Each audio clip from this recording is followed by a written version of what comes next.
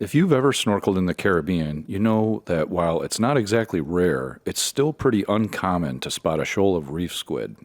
Squid are cephalopods, a group of animals considered to be among the most intelligent invertebrates. Other cephalopods include octopuses and cuttlefish.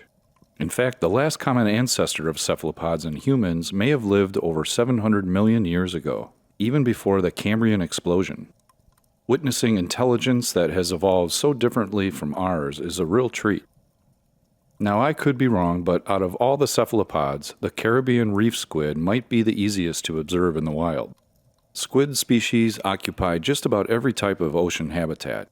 Many are small and live in low visibility water.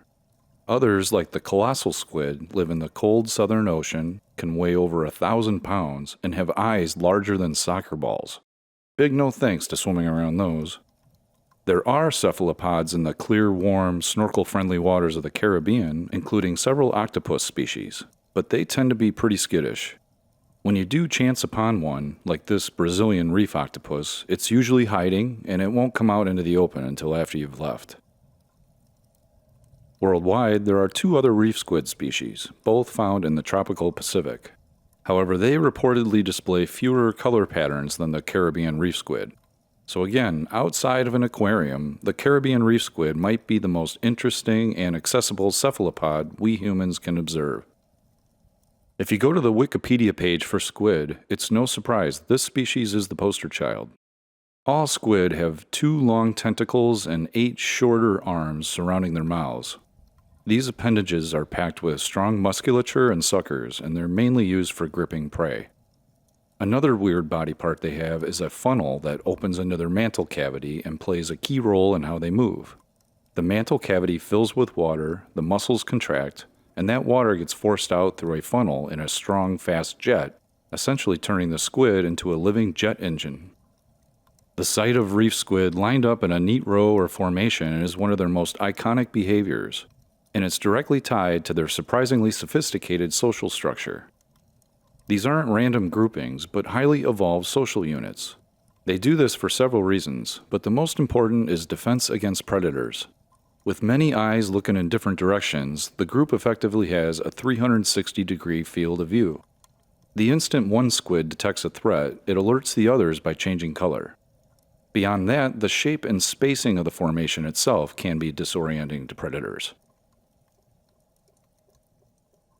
Another interesting reason they hang out in shoals is to watch and learn from each other.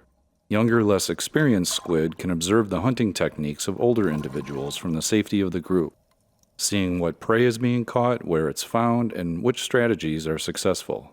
Studies have shown they learn faster by watching others. Grouping together also enables coordinated hunting.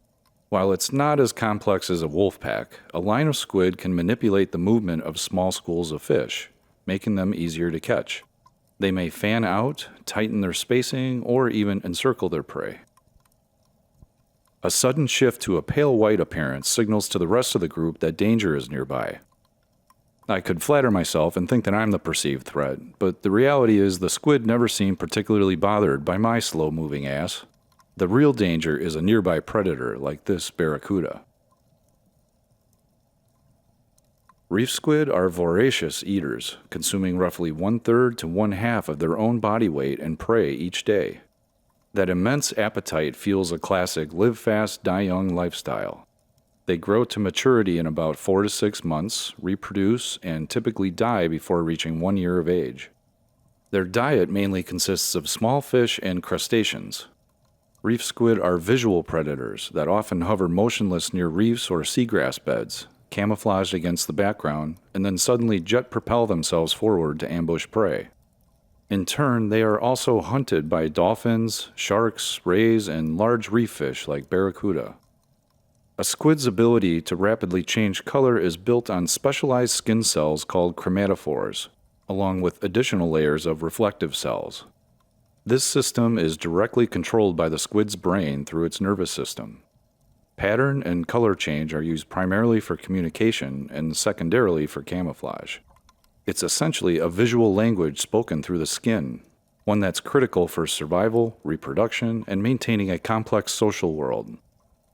Beyond color, squid can also change the texture of their skin by raising or lowering small muscular projections called papillae. This allows them to mimic the rough texture of coral or the smoothness of sand, breaking up their outline almost perfectly. One more unusual defense strategy squid can employ is releasing ink. Doing so creates a kind of sensory explosion of distraction and misinformation. Not only is it a smokescreen, but the chemical makeup of the ink can also irritate a predator's eyes and gills. Looking back in slow motion, we can see the unmistakable shape of our predator here, a barracuda. I know what you're up to, Mr. Barracuda.